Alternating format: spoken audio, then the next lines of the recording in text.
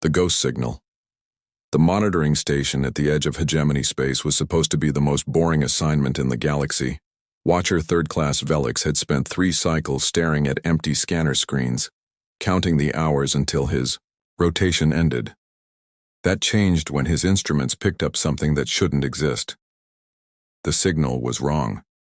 Not broken or distorted, but fundamentally incorrect according to every law of subspace physics the hegemony had mastered over 10,000 years of galactic dominance.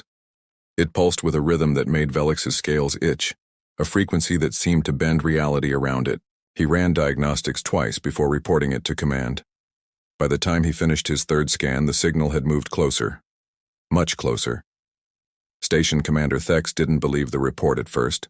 The hegemony controlled 90% of known space, had cataloged every species worth noting, and crushed any that showed even the slightest hint of rebellion. Nothing moved through their territory without permission.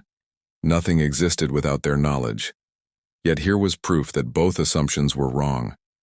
They sent the Persistent Dream, a scout vessel armed with enough firepower to glass a small moon. Captain Neros was a veteran of the Cleansing Wars, had personally overseen the extinction of 3 species deemed too dangerous to exist. He took 40 of the hegemony's finest soldiers with him. The mission was simple: investigate, identify, and if necessary, eliminate. The Persistent Dream jumped to the signal's location and found empty space. For 12 minutes, they scanned every spectrum, every frequency, every possible hiding place. Captain Neros was about to declare it a sensor ghost when his navigation officer's tentacles went rigid with fear. Something massive had just appeared behind them. No jump signature, no energy spike, no warning. One moment empty space, the next death incarnate. The last transmission from the Persistent Dream was a single image that would haunt the hegemony forever. A ship unlike anything in their databases, angular and brutal where hegemony vessels were, smooth and refined. It looked like it had been forged in the heart of a dying star, all sharp edges and weapons ports. Along its scarred hull, painted in what looked like dried blood, were symbols that the translation matrix identified as an extinct language. Human. Supreme Marshal Korvax stood in the center of the Hegemony War Council, his 4 arms clasped behind his back as he studied the impossible image. Around him, the greatest military minds of the Empire argued and debated, their voices rising to near panic. Korvax had lived for 800 cycles, had seen the rise and fall of countless civilizations, but he had never seen fear spread through the council like this. The humans were supposed to be dead, not defeated, not scattered, but completely, thoroughly, absolutely extinct. 40 cycles ago, when humanity had refused to submit to hegemony rule, the Empire had not simply conquered them, they had erased them. Every world burned, every colony destroyed, every ship hunted down and vaporized. The hegemony had even destroyed Earth's sun, collapsing it into a black hole that devoured the entire system. There were no survivors because the hegemony had made certain there could be no survivors. Yet here was evidence that they had failed. Not just failed, but been deceived on a scale that defied comprehension.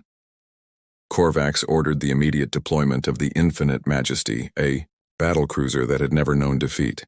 If one human ship had somehow survived, it would be dealt with quickly and quietly. The galaxy didn't need to know the hegemony had made an error.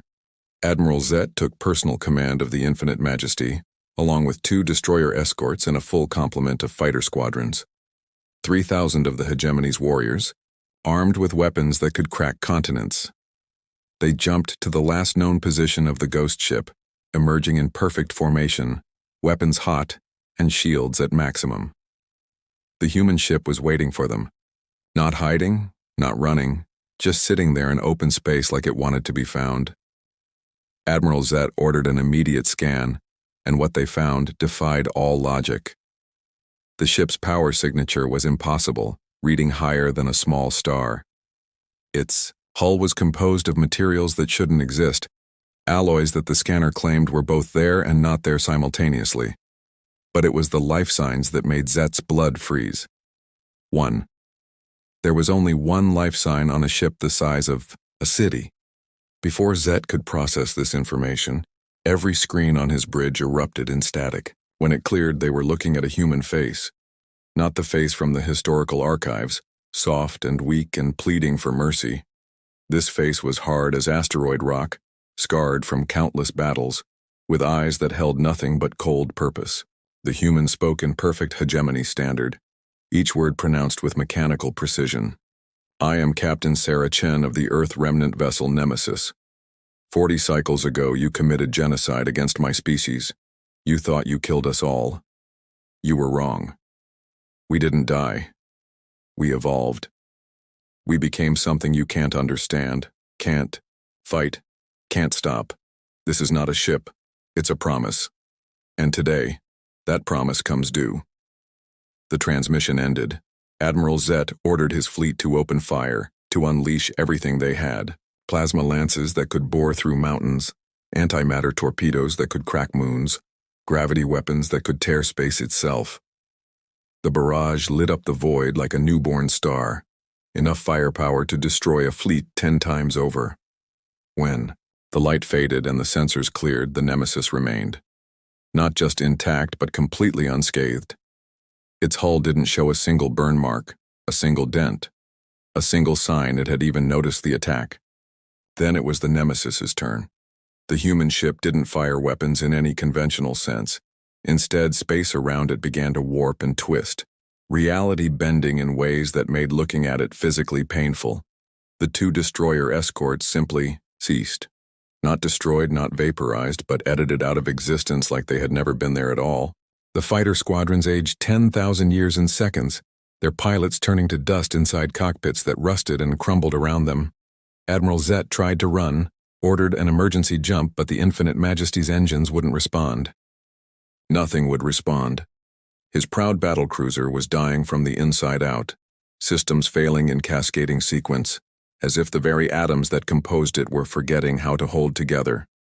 His last coherent thought before the bridge dissolved around him was that this wasn't war, it was judgment. The news of the Infinite Majesty's destruction spread through hegemony space like a virus. 3,000 warriors, gone. An entire battle group, erased. And worst of all, the human ship had done it without taking a single hit, without showing a single weakness. Panic began to spread through the core worlds. Citizens who had lived their entire lives believing the hegemony was invincible, suddenly facing the possibility that they were wrong. In the depths of the Imperial Palace, Supreme Marshal Korvax accessed files that hadn't been opened in 40 cycles. The records of humanity's extinction, the detailed reports of every world burned, every ship destroyed. He had overseen it personally, had made certain there were no survivors. But as he reviewed the data with fresh eyes, he began to see the gaps. Ships that had vanished but were never confirmed destroyed. Colonies that had gone dark before the hegemony arrived. A pattern of organized retreat disguised as chaotic flight. The humans hadn't been running from the hegemony's fleet. They had been leading them, drawing them away from something. But from what? Korvax pulled up stellar maps from that time period, looking for anomalies, for anything that might explain how humanity had survived. That's when he found it. A section of space that every survey had marked as empty, useless, dead. A vast nebula that sensors couldn't penetrate, that no species had ever bothered to explore because there was supposedly nothing there. The deep veil, they had called it, a cosmic graveyard where ancient stars had died violent deaths, leaving behind a soup of radiation and gravitational anomalies that made navigation nearly impossible. The perfect place to hide if you had the technology to survive there. The perfect place to evolve into something new, something terrible, something that could emerge 40 cycles later with weapons that defied physics and a thirst for vengeance that would not be denied. The reckoning begins. Captain Sarah Chen stood alone on the bridge of the Nemesis, her figure barely visible in the dim red emergency lighting that had become humanity's standard for 40 years. She didn't need a crew. The ship was as much a part of her as her own heartbeat, neural interfaces so advanced that thought and action were one. When the hegemony had driven humanity to near extinction, the survivors hadn't just hidden. They had transformed, merged with their technology in ways that would have horrified their ancestors. Around her, holographic displays showed the panic spreading through hegemony space. News feeds from 1,000 worlds, all reporting the same impossible story. Humanity had returned. The extinct species, the cautionary tale told to rebellious worlds, had come back from the dead with weapons that made the hegemony's greatest achievements look like toys. Chen felt no satisfaction watching their fear. Satisfaction would come, later, after the debt was paid in full. She opened a channel to the other ships hiding in the deep veil. Not many, maybe a few hundred in total, but each one was like the Nemesis. Not built, but grown, evolved, transformed through decades of desperate innovation and terrible necessity. Their captains appeared before her in ghostly projections, men and women who had once been human, but were now something more. Or perhaps something less, depending on how one measured such things. Commander Marcus Wright of the Reaper's Promise spoke first, his voice distorted by the machinery that had replaced most of his throat. The colonies were not the only things that had burned that day. Many survivors bore scars that went far deeper than flesh. Wright had watched his family burn from orbit, unable to help, unable to even scream as hegemony forces turned his world to glass. That pain had transformed into purpose, and that purpose had kept him alive through 40 cycles of preparation. The plan was simple in concept, devastating in execution. They would not attack randomly or emotionally. Every strike would be calculated for maximum psychological impact.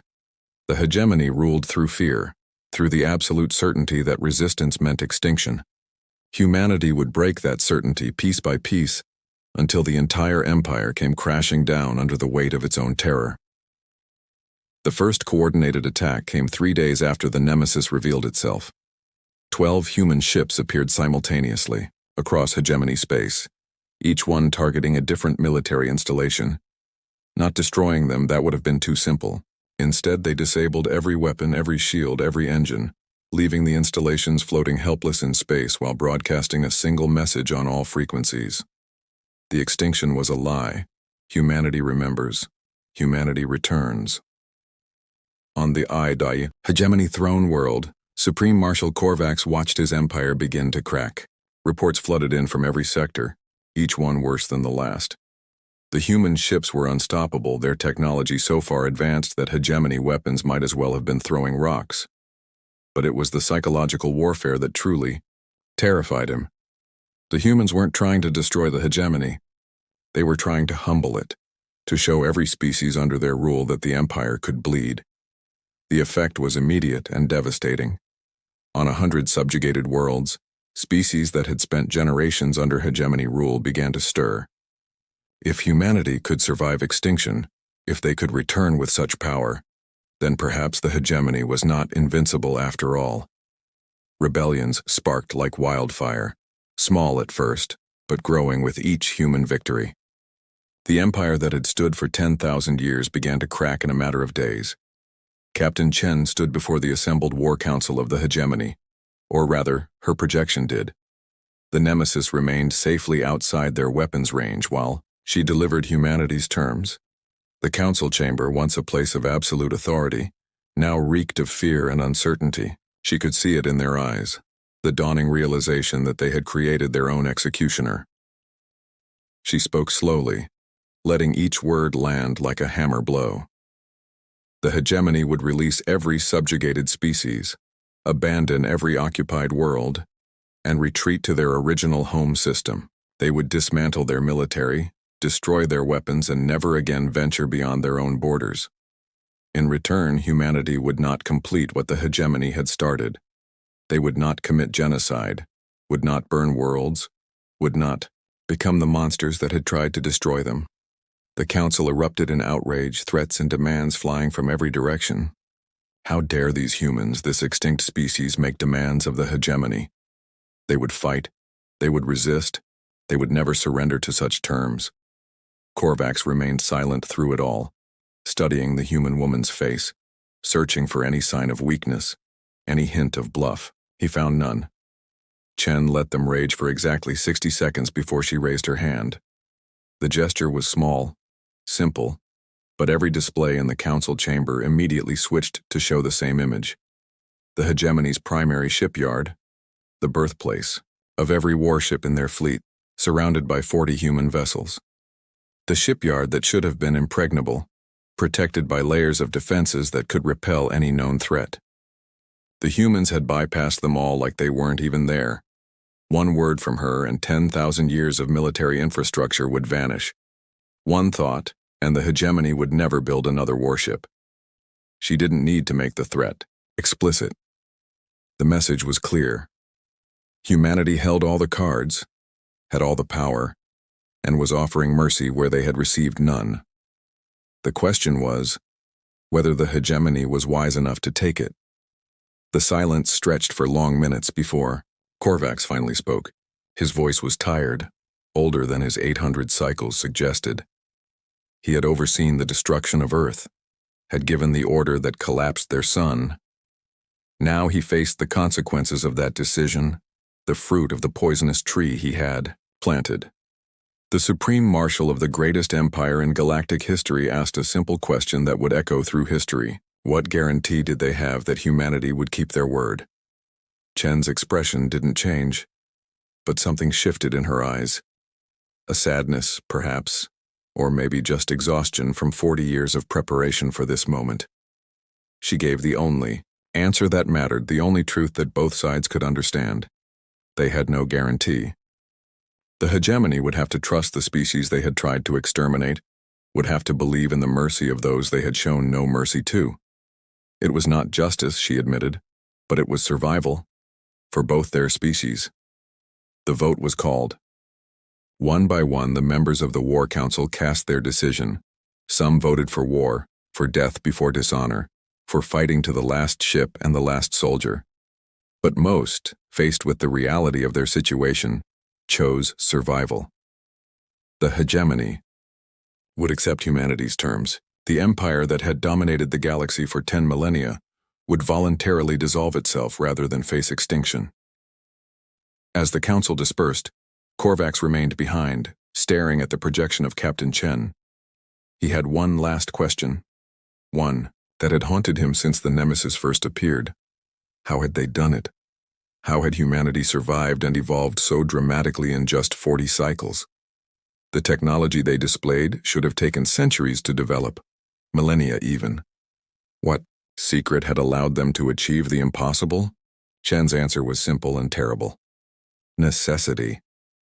When facing extinction, humanity had abandoned every limitation, every moral boundary that might have held them back. They had merged flesh with machine, consciousness with computer, until the distinction became meaningless. They had experimented on themselves, transformed themselves, sacrificed everything that made them human in the traditional sense. The hegemony had tried to kill humanity. They had succeeded. What emerged from the deep veil was something new, something forged in the fires of genocide and tempered by decades of focused rage. The transmission ended, leaving Korvax alone in the empty council chamber. Outside, the hegemony began its slow dissolution. Ancient territories released, occupied worlds liberated. The greatest empire in history voluntarily dismantling itself piece by piece. And in the darkness between stars, human ships watched and waited, ensuring the terms were kept, ready to finish what the hegemony had started if necessary. Captain Sarah Chen returned to the deep veil, to the hidden fortress that humanity had, built in exile. The war was over, but the vigil would continue.